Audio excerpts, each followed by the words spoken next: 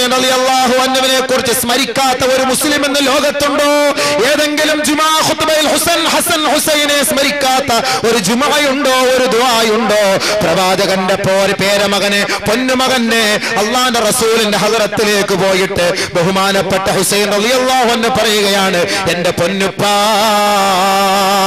ബഹുമാനപ്പെട്ട പ്രവാചകൻ അന്ത്യവിശ്രമം കൊള്ളുന്ന മദീന പട്ടണത്തിന്റെ ഉമ്മറപ്പടിയിൽ പോയി നിന്നുകൊണ്ട് അല്ലാഹുവിന്റെ റസൂലിനെ വിളിച്ചിട്ട് പറയുന്നു, യാ റസൂലല്ലാഹ്, എന്റെ പൊന്നുപ്പാ, ഞങ്ങളെ ഏറ്റവും കൂടുതൽ സ്നേഹിച്ച ഉപ്പാ, അങ്ങ് മദീനയുടെ മിമ്പറിൽ നിന്ന് ഖുത്ബ പാരായണം ചെയ്തിട്ട് ഖുത്ബ പ്രഭാഷണം നടത്തിയപ്പോഴും ഞാനും എന്റെ സഹോദരനും ഇഴഞ്ഞിഴഞ്ഞിഴഞ്ഞ് പള്ളിക്കകത്തേക്ക് കടന്നു വന്നപ്പോഴും ഞങ്ങളെ വേദനിപ്പിക്കാതെ മിമ്പറിന്റെ പടികളിൽ നിന്ന് താഴെ ഇറങ്ങി ഞങ്ങളെ രണ്ടുപേരെയും എടുത്ത് ചുംബിച്ച് ജനങ്ങളുടെ മധ്യത്തിൽ വെച്ച് ഞങ്ങളെ സന്തോഷിപ്പിച്ച എന്റെ പൊന്നുപ്പാ, കൂഫയുടെ മക്കൾ ഈ ഹുസൈനെ വിളിക്കുന്നു ഉപ്പാ.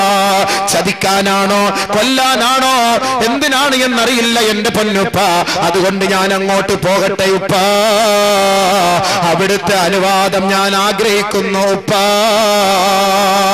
ബഹുമാനപ്പെട്ട ഹുസൈൻ റളിയല്ലാഹു അൻഹു തളർന്നുപോയി, കേട്ട് തളർന്നുപോയി, കരഞ്ഞു തളർന്നുപോയി, ബോധരഹിതനായി. ബഹുമാനപ്പെട്ട പ്രവാചകൻ അതാ ഹുസൈൻ റളിയല്ലാഹു അൻഹുവിനെ വിളിച്ചുണർത്തിക്കൊണ്ട് സ്വപ്നത്തിൽ വന്ന് പറയുന്നു, മോനെ, എന്റെ പൊന്നു മോനെ, എന്റെ പൊന്നു മോനെ, തുറത്തി എന്റെ രക്തത്തിന്റെ അംശമേ, എന്റെ കരളിന്റെ കാതലേ, എന്റെ എല്ലാമായ മോനെ, കൂഫക്കാരുടെ വിളി നീ സ്വീകരിക്കണം മകനെ, കൂഫക്കാരുടെ വിളി നീ സ്വീകരിക്കണം മകനെ.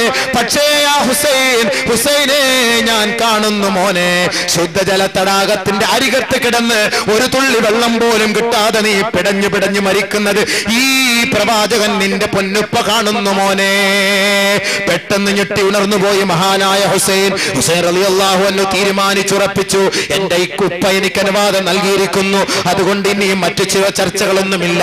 നേരെ പോയി കൂഫയിലേക്ക്. ചരിത്രമറിയാമല്ലോ.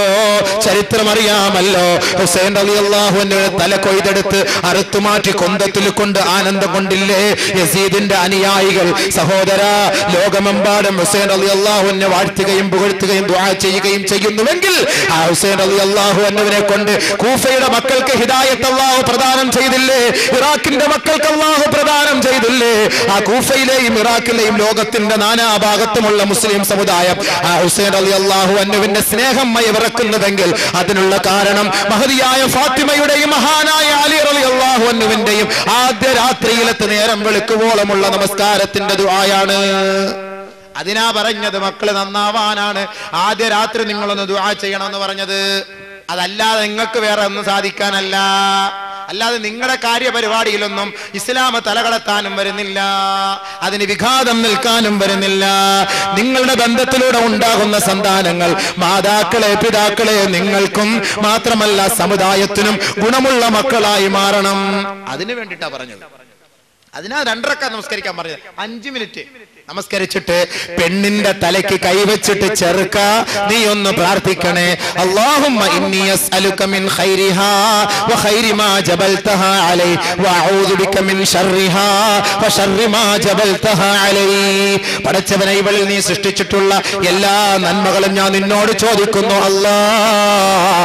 ഇവളിൽ നീ സൃഷ്ടിച്ചിട്ടുള്ള എല്ലാ തിന്മകളെ തൊട്ട് നിന്നോട് ഞാൻ കാവൽ ചോദിക്കുന്നു അല്ലാഹ്. അൽഹംദുലില്ലാഹ്, സാലിഹത്തായ ഭാര്യയായി മാറി. ഇന്ന് ഇത് വല്ലതും ചെയ്യാറുണ്ടോ? ഫോട്ടോടുപ്പ് അല്ലോ, വോൺവിളി, ഒപ്പന പാടല്, മ്യൂസിക്, നൃത്തം, നാടം, എന്തൊക്കെ പേക്കോത്തുകളാ. പിന്നെ എങ്ങനെ ഇവരുടെ ദാമ്പത്യ ജീവിതം ഹൈറാവുക? നിങ്ങൾ പറയും. ഇസ്ലാമിക വ്യവസ്ഥകളും ഇസ്ലാമിക നിയമങ്ങളും ഇങ്ങനെയൊക്കെയാണ്. ഇങ്ങനെ ചെയ്താലാണ് ആ കുടുംബം എന്തുണ്ടാവുള്ളൂ, ഇമ്പമുള്ള കുടുംബമായി മാറുകയുള്ളൂ. ഇനി അടുത്ത് കുടുംബ ജീവിതത്തിലേക്ക് കടക്കാൻ പോവുകയാണ്. കുടുംബജീവിതത്തിലേക്ക് ഇനിയാണ് കടക്കാൻ പോണത്. രണ്ടുപേരുടെയും ബന്ധത്തിലൂടെ കുടുംബം ഇസ്ലാം വിവാഹം കൊണ്ട് ഉദ്ദേശിക്കുന്ന കുറെ കാര്യങ്ങൾ നിങ്ങളുടെ മുന്നിൽ പറഞ്ഞുകൊണ്ട് പ്രഭാഷണം അവസാനിപ്പിച്ചു കൊള്ളാം. ഒന്നാമതായി, വൈവാഹിക ജീവിതം കൊണ്ട് ഇസ്ലാം ഉദ്ദേശിക്കുന്നത് കുടുംബ ജീവിതമാണ്.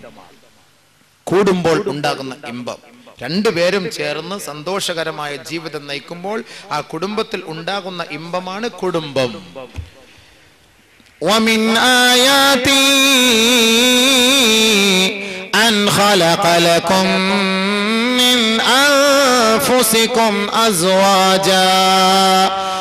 أزواجا لتسكنوا إليها وجعل بينكم مودة ورحمة إن في ذلك لآيات لقوم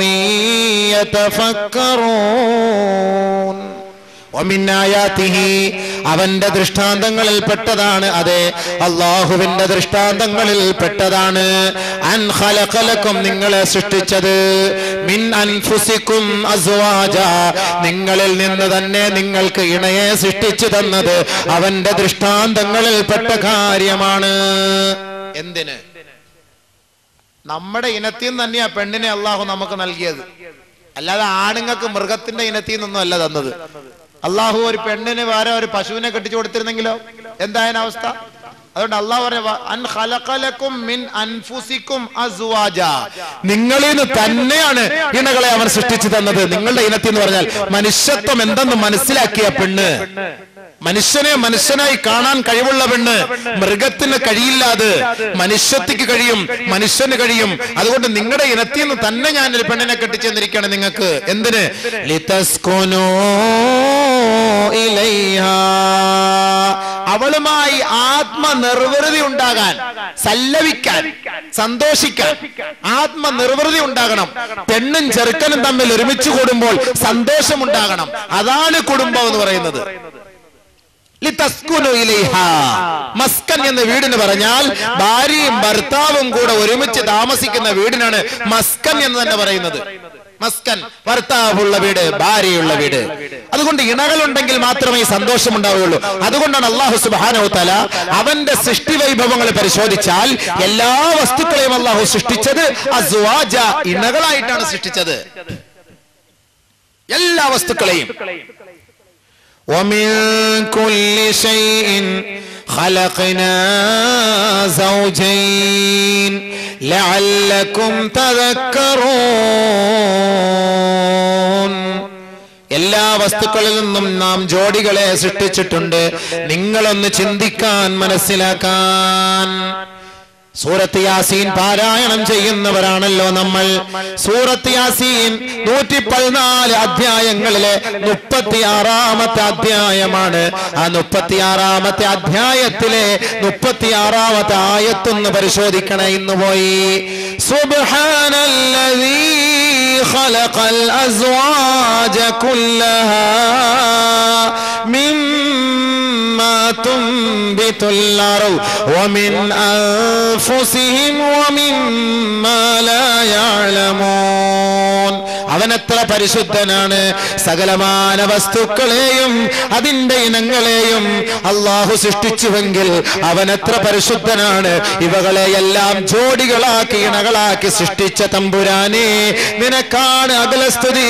നിനക്കാണ് സകലസ്തുതി നിനക്കാണ് പ്രകീർത്തനങ്ങൾ നിനക്കാണ് സങ്കീർത്തനങ്ങൾ അൽഹംദുലില്ലാഹ് സൂറത്ത് യാസീനിൽ പോലും അല്ലാഹു ജോഡിയാക്കിയിട്ടാ പറഞ്ഞു ഈ ആയത്തും എല്ലാ വസ്തുക്കളെയും ഇണകളായി സൃഷ്ടിച്ച അവൻ പരിശുദ്ധനാണ്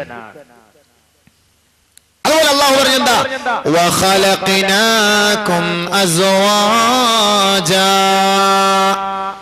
അതുകൊണ്ട് ഞാൻ നിങ്ങളെ ജോഡികളായിട്ടാണ് സൃഷ്ടിച്ചത് വമിനൽ അൻആമി അസ്വാജാ ജോഡികൾ മൃഗങ്ങളിലുണ്ട് കാള പശു എരുമ പോത്ത് കിട ആട് ഇല്ലേ അതിനൊക്കെ എല്ലാ ജോഡികളില്ലേ ന്യൂട്ടർ ഫേസ് നെഗറ്റീവ് പോസിറ്റീവ് പൂവൻ പെട രാത്രി പകല് ഇരുള് വെളിച്ചം കുറവമ്മല കുറത്തിമല ഇങ്ങനെ എണ്ണിയാൽ എല്ലാം ജോഡികൾ ജോഡികൾ ജോഡിയില്ലാത്തത് വല്ലതുണ്ടോ ഈ വസ്തുക്കളെല്ലാം ഉള്ള ജോഡിയായിട്ടാണ് സൃഷ്ടിച്ചത് ജോഡി ഇല്ലെങ്കിൽ എല്ലാം ഔട്ടായി പോവും അതുകൊണ്ടാണ് ഞാൻ പറഞ്ഞത് ഒരു ജോഡിയെ തേടി പിടിച്ച് പെട്ടെന്ന് കല്യാണം കഴിയുന്ന ഒറ്റയ്ക്ക് കിടന്ന് ആകെ ഇടങ്ങറായി പോവും അല്ലാഹു പറഞ്ഞത് അങ്ങനെ ഞാൻ നിങ്ങളെയും ജോഡികളായിട്ടാണ് സൃഷ്ടിച്ചത് എന്തിന് നിങ്ങൾ സന്തോഷത്തോടെ കഴിഞ്ഞുകൂടാൻ പിന്നെ ഈ കല്യാണം കൊണ്ട് അല്ലാഹു ഉദ്ദേശിച്ചത് എന്താ വജഅല ബൈനകും മവദ്ദതൻ വറഹ്മ നിങ്ങൾക്ക് സ്നേഹവും കാരുണ്യവും പകർന്നു തരാനാണ് ഈ വിവാഹം. നിങ്ങളിൽ നിന്ന് തന്നെ ഒരു ഇണയെ ഞാൻ നിങ്ങൾക്ക് തെരഞ്ഞെടുത്തു തന്നത്, സ്നേഹവും കാരുണ്യവും പകർന്നു തരാൻ.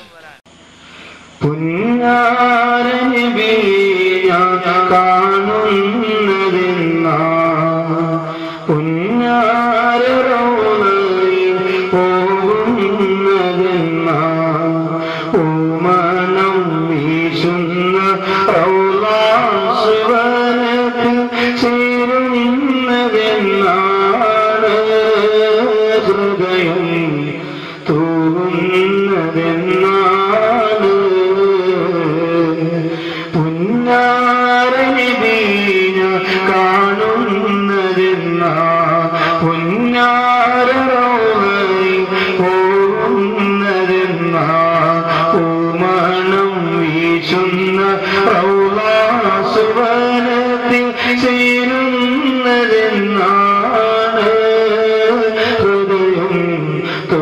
തോന്നുന്നതെന്നാ